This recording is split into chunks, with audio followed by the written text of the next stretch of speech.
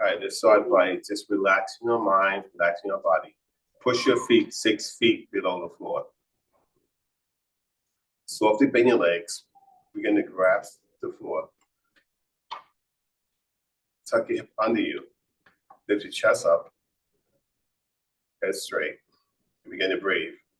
In through your nose and out through pursed lips. Slowly bring your chin down towards your chest. And up to neutral. Down towards the chest. And up to neutral. Down towards the chest. And up to neutral. Turn your head towards the right. The left. The right. Left. Right. And the left. And center. Bring your shoulders up towards your ears, back and down. Up, back, and down. Up, back, and down. Bring your arms up towards the ceiling. And down and up behind. And up. Down, up behind you. And up. And down and up behind. Now center, bring left arm up. Bring it over towards the right. Turn and reach. Back. And down.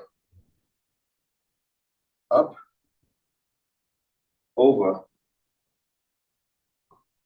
Turn and reach. Back. And down. Last one. Up. Over. Turn and reach.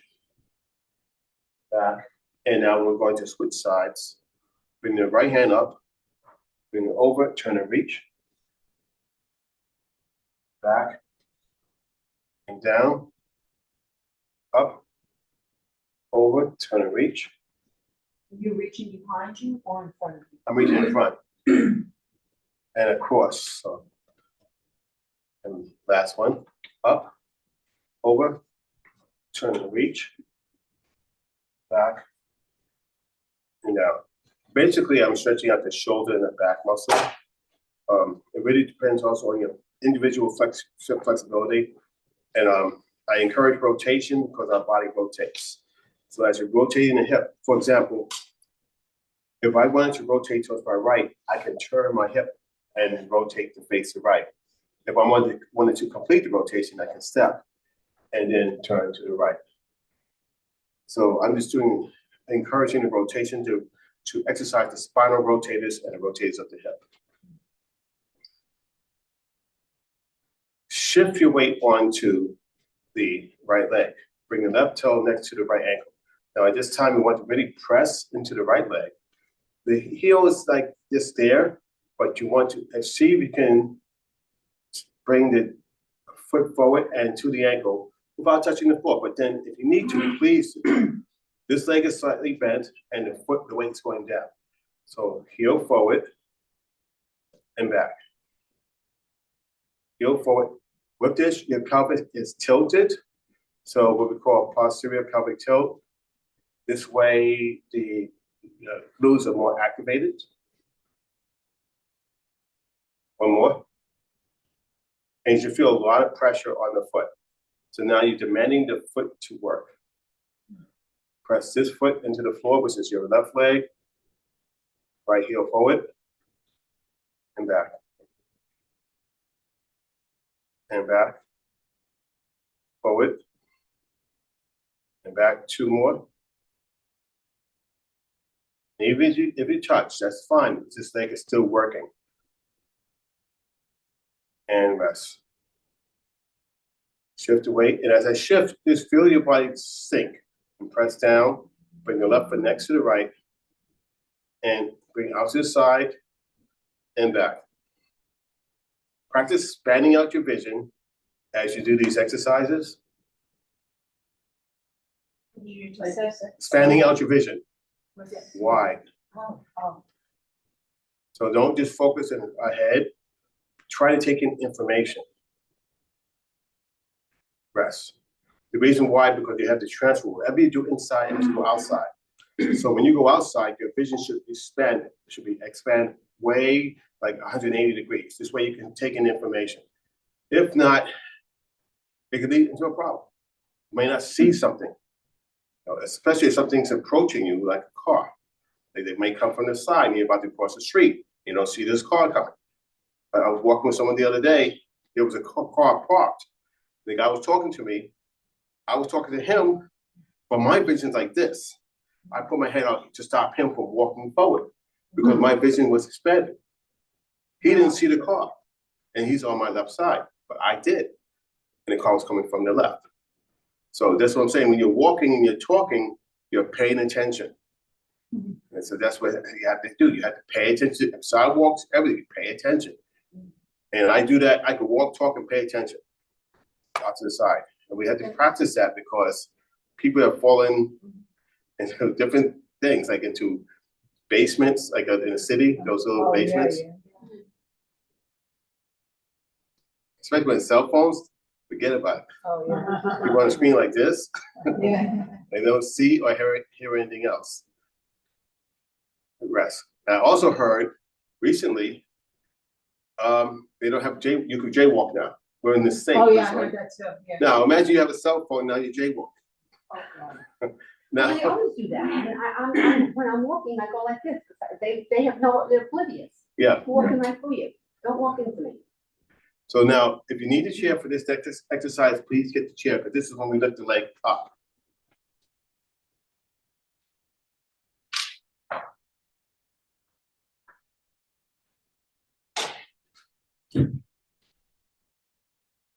And all of this is about strengthening. Remember, I said in the beginning, in order to do Tai Chi, you have to be strong enough to do it. And you'll see people doing Tai Chi, especially on YouTube, their legs are really strong. And they're holding these postures and you're saying, how are they doing that? Yeah. And it's because of the strength of the body. You'll see that and you'll say, wow. So you want to be strong enough to do it. So bring a leg up, forward, and behind. Up, and behind. Up, and behind. Up, and behind. Up, and behind to rest and change the leg. Place your weight on the left leg. Let's bring the right leg behind. Push down, up, and behind. Up, behind, 3 more. Up, behind, up, behind. The last one, up, and down to rest. Now, how is this exercise helpful? You see a puddle of water on the floor, and you don't want to step in on it, right into it. And you see the sidewalk right there, you might take a jump over the pedal, or the puddle, right? And then you hopefully when you do that leap, that you don't fall, because you're going right onto one leg. The next one, up, out to the side, back, and down with the left leg. So the right leg is loaded, up, out, back, and behind. Up, out, back, and behind. 3 more times. Up, out, back, 2 more times.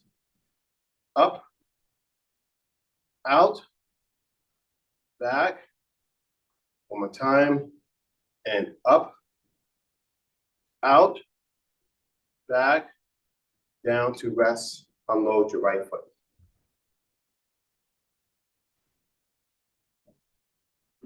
Now, as you're unloading the right foot, practice pushing the left into the floor. Bring the right foot behind. Again, load the left leg. Up, out, back, behind, up, out, back, behind, up, out, back, behind, two more, up, out, back, behind, the last one, up, out, back, and rest. Now we're going to do the hand postures. We're going to do the three basic ones. Cloud hands, wash face, brush knee, and what's the next one? Wave hands. That was a test. So remember, everything's coming up from the floor, and you're not using your shoulder or your elbows. You're using your body. It comes up. Start with the right hand facing up, left hand facing towards the right. Small ball, elbows are dropped. Now, there are times when the elbows are lifted. It depends on the form, the purpose behind the form. In this case, it's down here. So slowly change. And act like you're carrying a ball between the hands. Use your pinky and your thumb to help rotate your wrists. Notice how my body turns. So that means it's coming up from the floor and going down. And you can breathe with this. Now going into wave hands, turn towards the left. Bring the right hand on the outside of the left. Now as you turn the right hand out, using the pinky and thumb, turn the left hand up. Bring it back into a cloud hand position. Go to the opposite side, up, and turn your body with it. Change hands. See how the hands turn together. Up, turn, and then up, turn. Now from here, see, again, this is a preference on the teacher. Your hand can either turn slightly out or just here. And just use your body to bring your arms across. Change hands and use your body to bring it across. No arm movement. Everything's relaxed. Just let go and up. Now center. As you turn the body, open and close. So your hands start to move as you open and close. Think about being in water, the flower that goes with the current. Now lower your hands. From here, I'm going to use my pinky and my thumb to rotate the hand upward. From here, I'm going up to center. So notice how my body's helping to bring this up. As I turn back, my hands rotate open. I form a claw. And I bend. I open. I form a loose fist. So everything's going into my palm. And notice how this is into the center. Open. I go into octopus. So my fingers come together and they grasp. Open. And now I go to crane. As I go to crane, my palm and the muscles come together. The fingers come together. The opposite hand goes up. Now this goes into swallow and it turns. Now look, watch your shoulders when you do this. And both hands turn. One goes down for snake and the other goes into the floor. Open. Loose fists.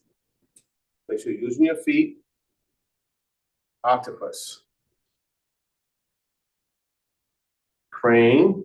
So crane beak goes down and it turns. Watch the shoulder. Change. Claw. Open. loose fists. Open. Octopus. Open. Crane. Switch. Again, to swallow. Turns. Claw. Open. Okay, let's not do that. Loose fists. Open. Octopus. Open. Crane. This time bring it inside, both together. So the crane rotates in, both, turn, pull back for clam. Now extend the hands forward, roll back, roll forward for double snake. Come back, open, and close. Press out, energy going out through the fingers and down. Any questions? Yeah, could you describe swallow? I think I'm just Okay, stuck on when you say it, because I don't know. swallow in what way? Well, wasn't it swallow that you did Is after cream? yes. Swallow. Okay, so the only way the best way I can describe it is like a barn swallow. So it's like swallows are fast. And I was watching a Pelican falcon. They're the fastest bird. So when you look at a swallow, have you ever seen a barn swallow in the fields? They get early in the morning, they're flying around doing this, getting all the bugs. So swallow just simply turns around and goes out. So, but you have to watch the shoulder because that's its shoots. It hit and shoots. And then it turns back into a snake. So this is here, it's like a snake, but it comes down. And again, it depends on the system because as one of my grandmasters said, it changes, the names change based on the system. Like for example, crane in the system I learned was this. Crane in the system that he teaches is this. So it depends on the system, and the thing about what systems is, you have to respect what they know, because if you don't, it causes a problem. Even though, and I've used crane, this crane I've used, but the internal is different. The energy is different. This is more external. This is more internal. Although there's an internal component when you do this crane, but it's just different from this one. It's a different energy. And I've demonstrated the energies. But this one, I've done it with this one, but not the same way he said it.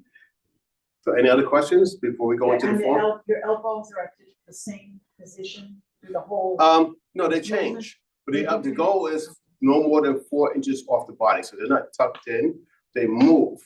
So notice how my elbow's here. But if I take my fist, which represents 4 inches, you'll see it's no more than 4 inches off the body. However, if you go up here, this activates a different system. For example, it helps to activate the lymphatic system. But from the forms that I've taken, and then also developing this form, giving permission, the elbows are down because of my previous knowledge based on my other instructors. Because from my other instructors, my elbows up here, this is a bad thing. This exposes a lot. And although you're helping the lymphatic system, you're exposing your rib cage, Right. which protects your organs and your heart. So depending on what system you're part of, I mean, this is great for Qigong, but it's bad for Tai Chi Chuan. Not Tai Chi, Tai Chi Chuan. Does that make sense? I guess so, yeah. Because the ribs are exposed. And people can argue that all they want, but the systems I teach will validate why your arm's down here. And I have plenty of validation for it. Anybody that wants to talk about it, we can. So going into the form, I'm going to turn the face, on a corner.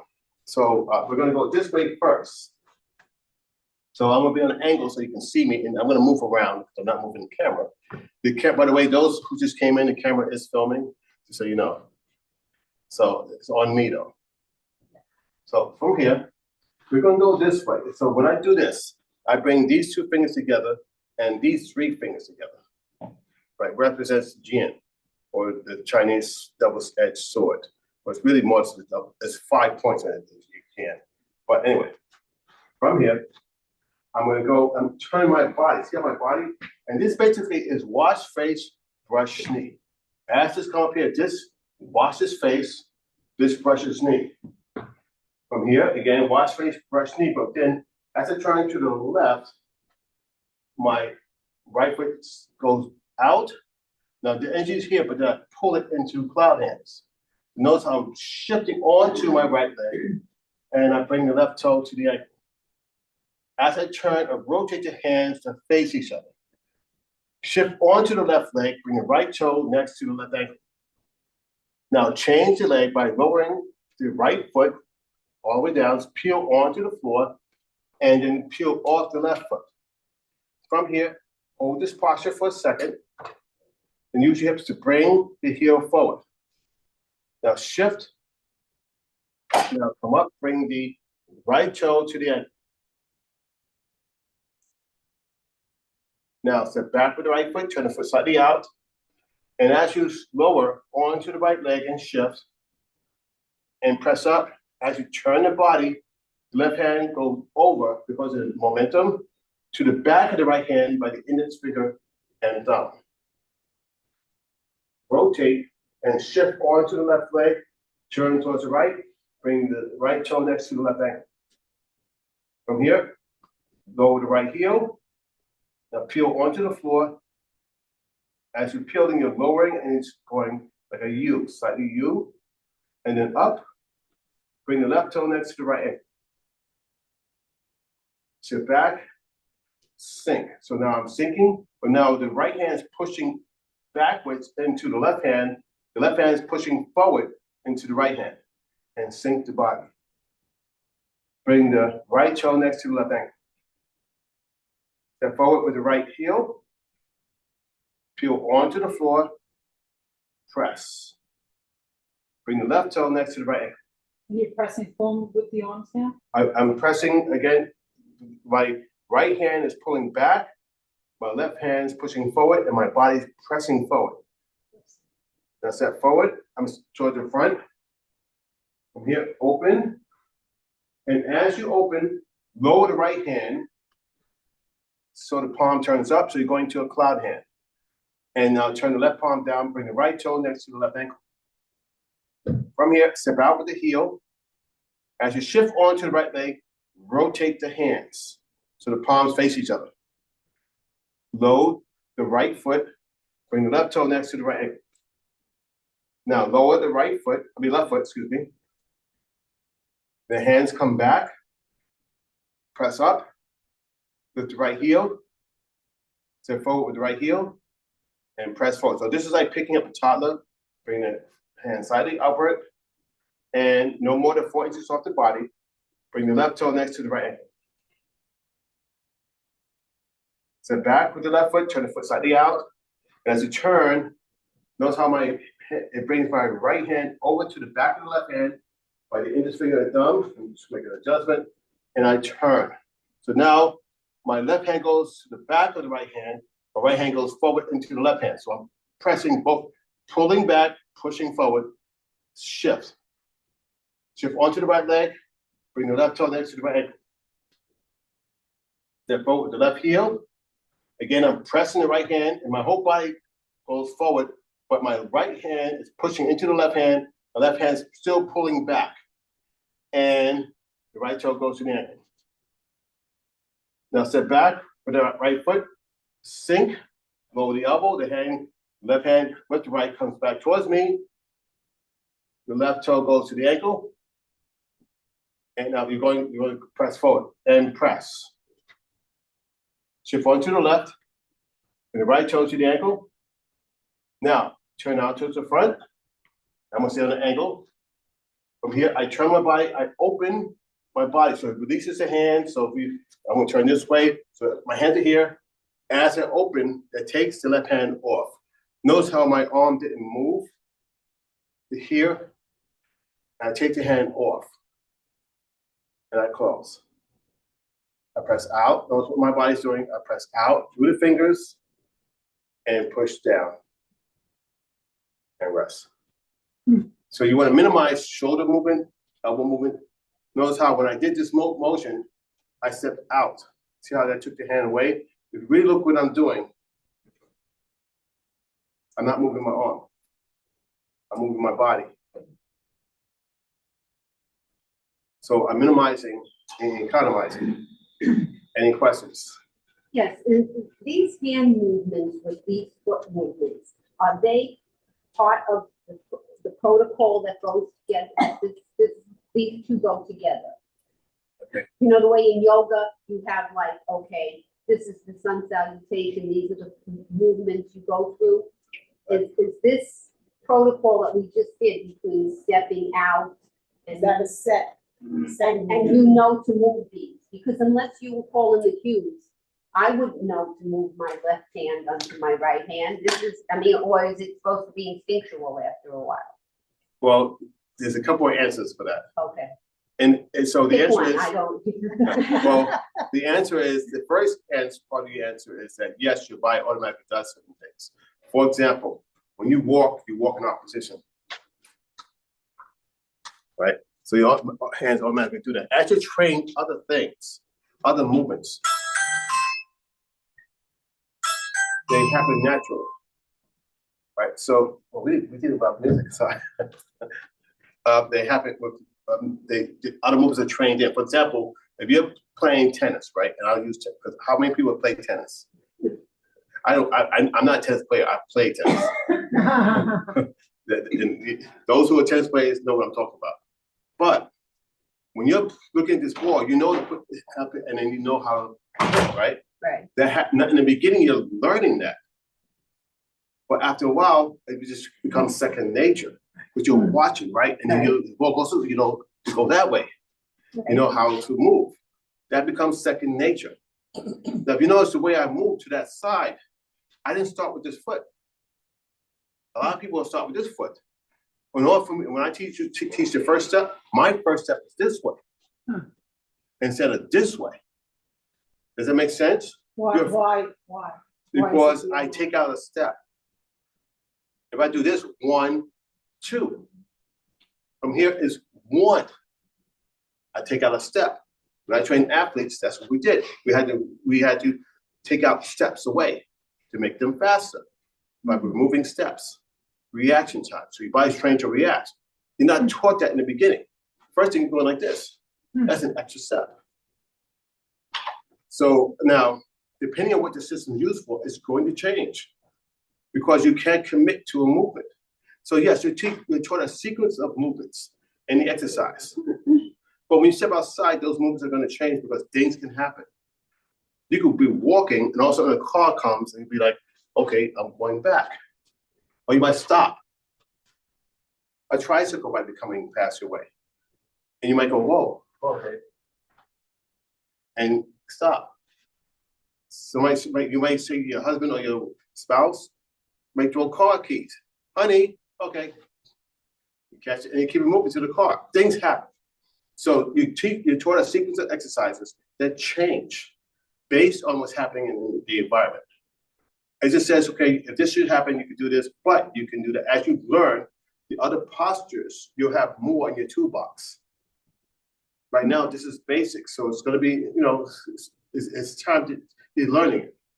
Now, as I've observed, most of you are getting this. You're getting this movement, and you're learning how to load the floor. Now, you're strengthening this leg. Now, as I peel onto the floor, you begin to transfer the weight.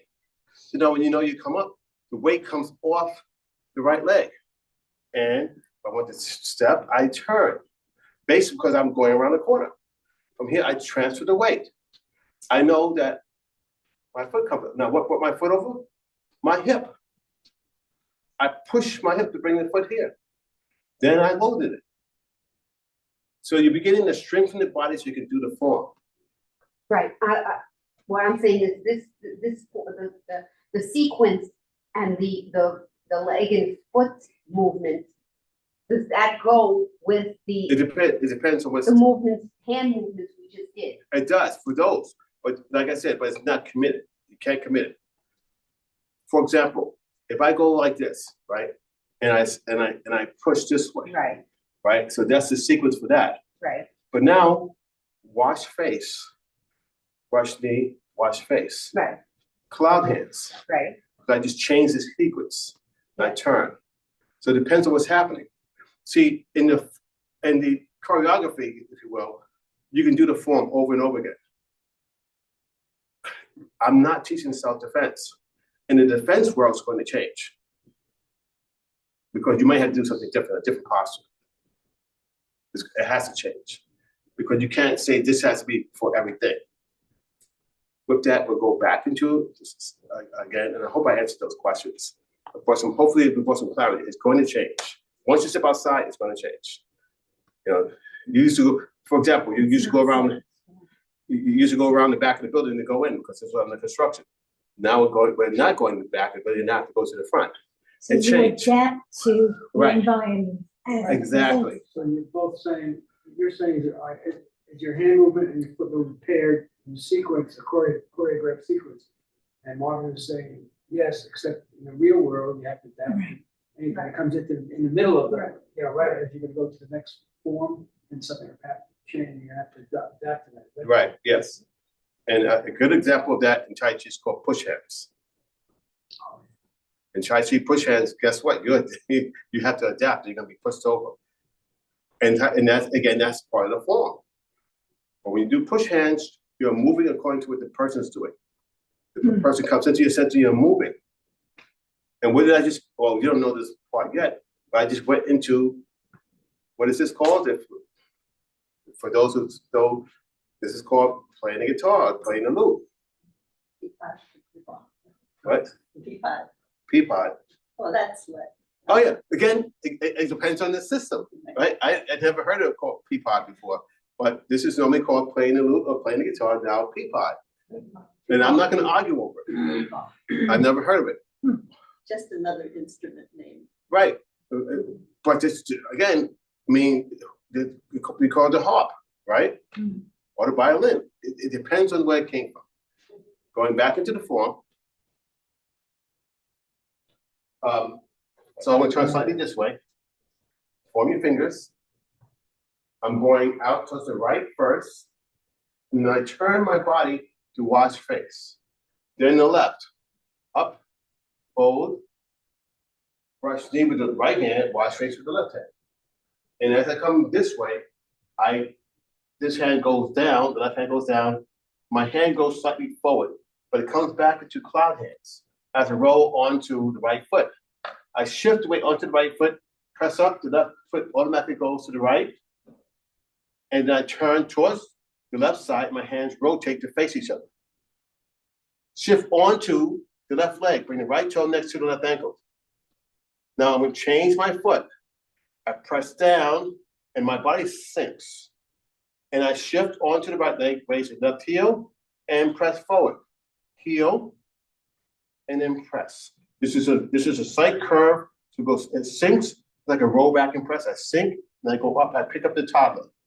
I bring the right toe to the left ankle. Then I shift back, my right leg turns out slightly, and as I come back, I'm just gonna move forward a little bit and turn in. I shift, and notice how, you look at my body, notice how everything begins to cloud my body, and that brings the hands together. And as I press up, now this is coming backwards. This is going forward. So my right hand's going backwards into my hand, my left hand's pushing forward. And I turn. Now notice how my hands are not moving. I turn my body and I look and I see. From here, I press up, I turn out, I step with the heel. From here, notice how as I push forward, my right hand again is pulling back, my left hand is pushing forward. I'm going in and I see how I push and toe to the ankle. So the left toe is at the ankle. Then I step back and I sink and the hand comes back and my hand goes back towards the shoulder. From here, I know I have no weight on this foot right here, so I can bring it up. And I step forward, heel. I'm exaggerating the foot movement, and I push. Now I'm pulling and I'm pushing. Notice how my hand pulls back. Press down, toe to the ankle. Now I step out towards the front. As I turn, my body's open and I close. And as I close, my right hand lowers to cloud hands as my left hand turns down. Shift onto the left leg, bring the right toe next to the left ankle. Now I'm going to turn towards the right.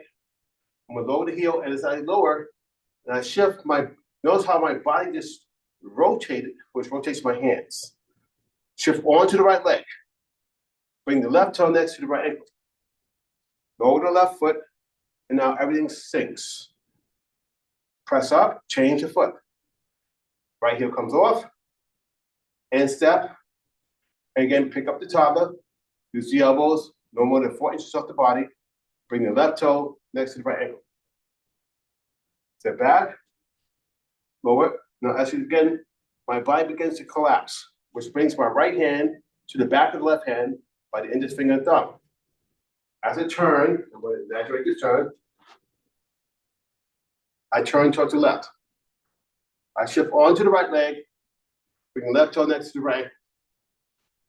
Now I step forward, and as I step with the left heel, I peel onto the floor, I sink my right leg, and I press up. So it's a little up, and now the right toe to the ankle. Now step back, sink, bring your hand back, everything's coming towards your body, in. From here, toe to the ankle.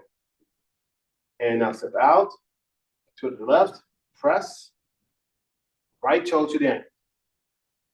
Now step out towards the front. I'm just going to step sideways, open. So turn to the front. This is the front wall. Open. Now I'm going to turn this way so you can see.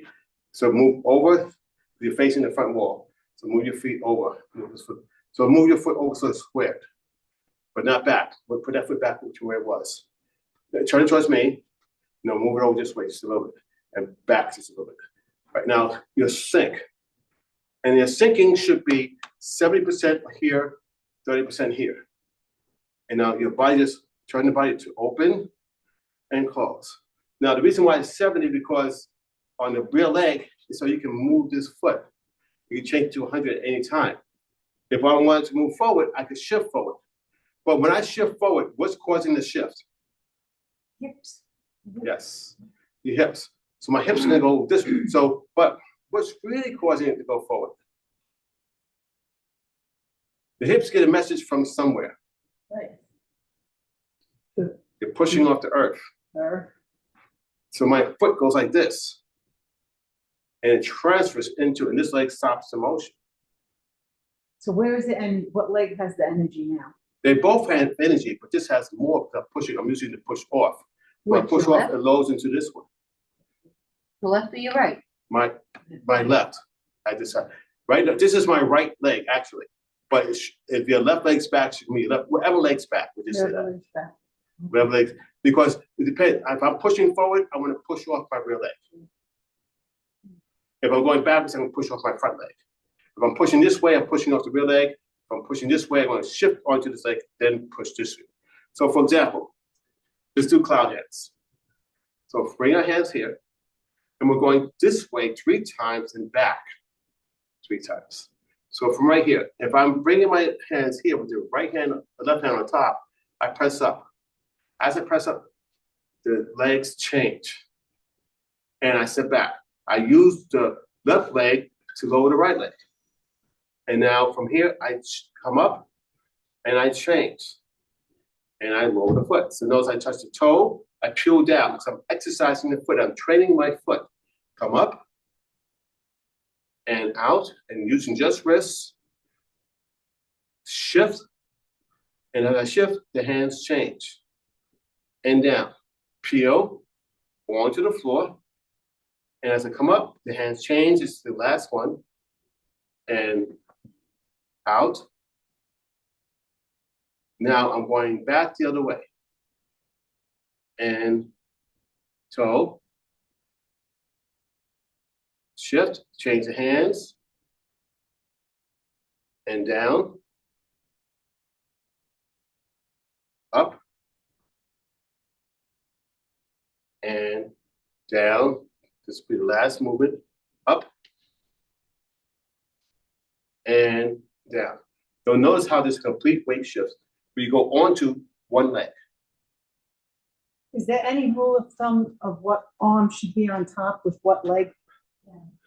Uh, 'Cause I got lost there. well, for this particular exercise, at this moment, this elbow goes this way, this leg is going that way. If this elbow's going this way, if I come like this, that means this is coming this way. So then that arm would be on Right. top. The elbow, yes. For right now, for this particular exercise, for now, I don't want to say absolute because it's not absolute. But from right here, I'm coming this way. From here, I'm coming this way. Okay. It looks very nice, But when you slow it down, it gives it more value because there's energy behind it. You're pushing off something to get there.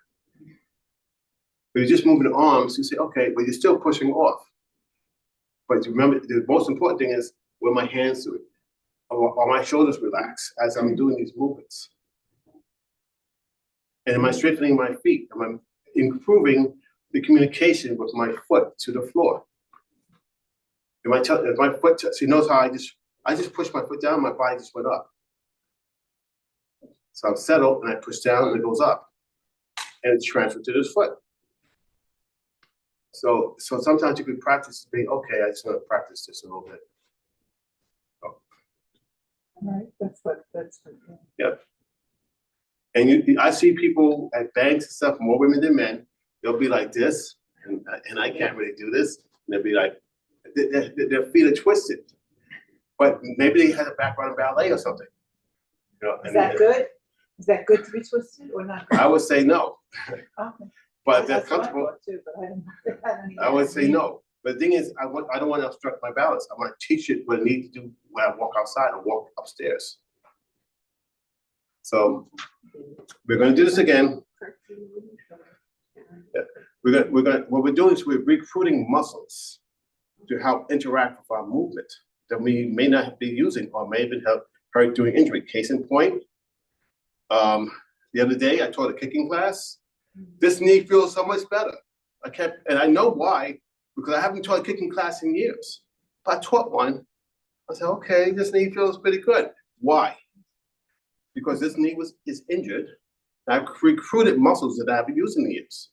Now it feels better. Now I'm not going to challenge it, but the muscles are better. So what we're doing is we're recruiting muscles to help us. And my leg feels different. Before I was like, I'm going to get surgery. Now I'm not going to get jacked. But the thing is, I feel the strength from my leg. I recruited muscles. I can walk up 2 steps at a time now. But before I was walking up 1. So I'm going to continue to do that because I'm going to continue to build the strength. Now I teach this all the time, but I never did it to myself. I do it to others, but now I did it to myself, and I said, "Oh, this really works." So we're going back into the form. Okay. So now, turn, wash face. From here, as I wash face with the left, brush knee with the right. And as I come up, I press up, I step back, and now I go into the cloud. So now I'm on the foot, I press up, the left toe automatically goes to the ankle, and then I step with the left heel, rotate the hands, so the palms face each other, shift onto the left leg, bring the right toe next to the left. And now lower the heel. As I lower, I'm sinking. Change the foot, press the weight onto the right leg, come up. Now the left heel goes forward. Press. And toe to the ankle. Now step back with the left. Pay attention to what your feet are doing as we make these changes. Shift, and now as I come, and I turn up, my body turns and brings the left hand over to the back of my right hand. By the index finger and thumb, it makes a connection. Turn, I shift. Press up, turn. From here, heel, push into the right hand, pull the right hand back into the left hand, toe to the ankle. Now step back. The left toe's on the floor, I shift and I sink. Now, energy is going through my fingers, so my fingers are pointing forward. And I bring the right shoulder to the ankle, and I step back. Use the left leg to lower the left heel, right heel, and press. But this is a small U, and toe to the ankle. Now from here, turn out. And at the turn, I'm going to open. And now, I'm going to turn this way. As I turn, I open, but when I close, my right hand turns up and my left hand turns down. Bring the right toe to the ankle. Now, turn out and step. And as I shift, see how my body's beginning to rotate and sink in this joint? And my hands rotate. Bring the left toe to the ankle. Lower the left heel, all the way down, change the foot, and raise the right. And now press forward, the hands go slightly forward, no more than 4 inches off the body. Bring the left toe to the ankle. Now step back. Now, as you make the connection, I shift up, and notice how I turn. That's bringing my right hand to the back of the left hand, and I turn, and my hand just rolls, and I shift, step, shift. As I'm shifting, my body's still turning, and the right toe goes to the end. Sit back with the right foot, sink. Everything comes in. Weight on the right leg, press up, left toe to the ankle. Step forward with left heel, press. So the right hand's pushing to the back of the left hand's pulling back into the right hand. Come up, toe to the ankle. Now step out towards the front, and I'm just going to, and I open and close, press out, and then lower the hands. How was that? Fine, but this is the way I ended up. I didn't end Or up. you just need to complete the rotation of your rear foot. So it's like this. That's the way it's supposed to end. Again. This is what I teach, the 4-point stance. Again, when I had to go for when my grandmaster said, okay, this is your form, you have to create it. I'm the author of this form. What does that mean, 4 points stance? What does that mean? 1, 2, so 1, 2, 3, 4. The body can move in 4 directions. If you're standing like this, if I move forward, that's 1, 2. If I try to move side to side, I'm going to have to move my foot into a 4-point stance. If my feet are this way, I have side to side. If I move forward or backwards, my foot's going to be forced to go into a 4-point stance. So 4 points means you have balance of 4 points. That's what it basically means. I think I could balance like this. Yes, you can. Because you have 4 points of balance. You have 4 reference points.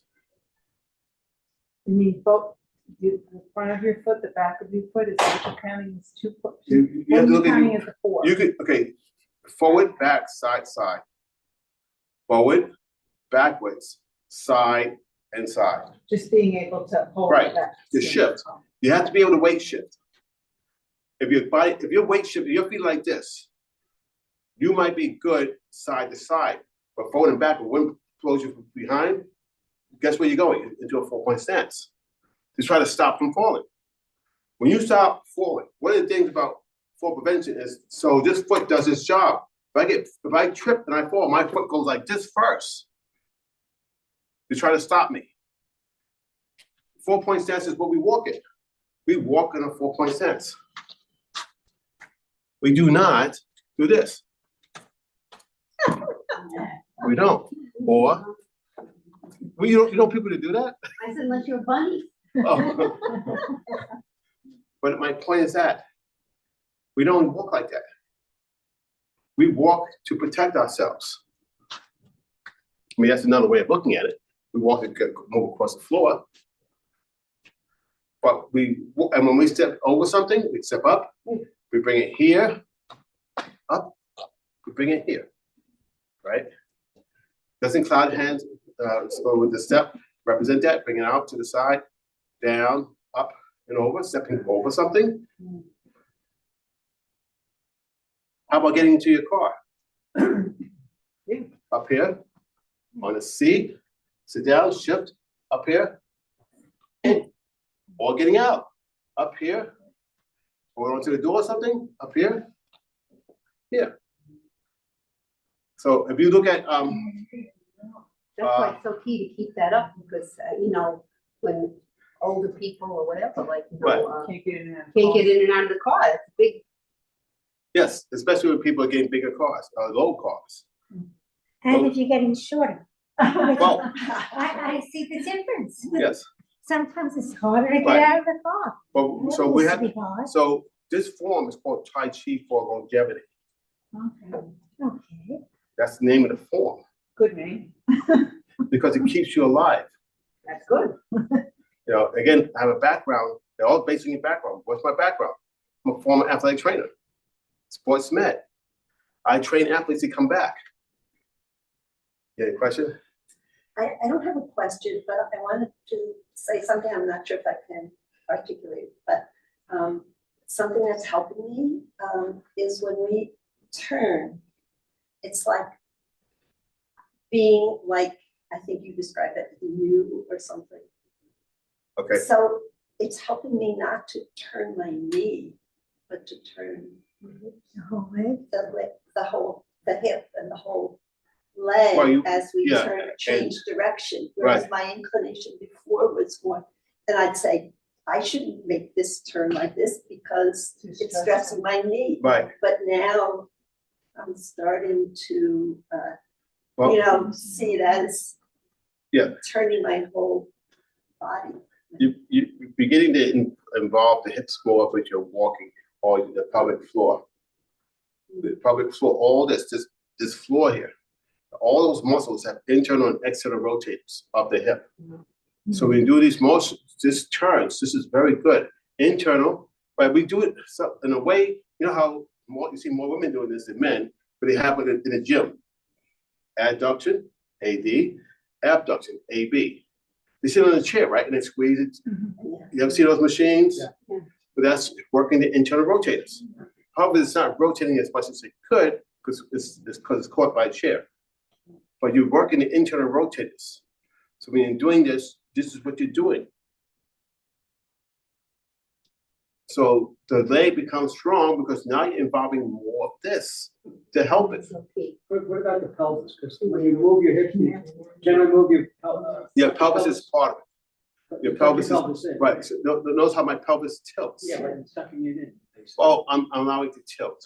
Yeah. Right. So this way it tilts and That then your back stays straight too. I notice your back is Hey, always yes, nice and because straight. I lift it up. I involve, if you will, the core. In my training, since I've been a kid, the core is from the floor up. Somehow it got separated from here and here. But action comes from the floor. If you don't believe me, take away your legs. I'm telling you right now, quadriplegics, they use the floor first. But people, and if they say they don't have no legs, they use their hands to lift themselves off and move the hands and get onto the wheelchair. They have to push onto something to get up. Now, if you've had hip replacement, which I have not had, does it make a difference?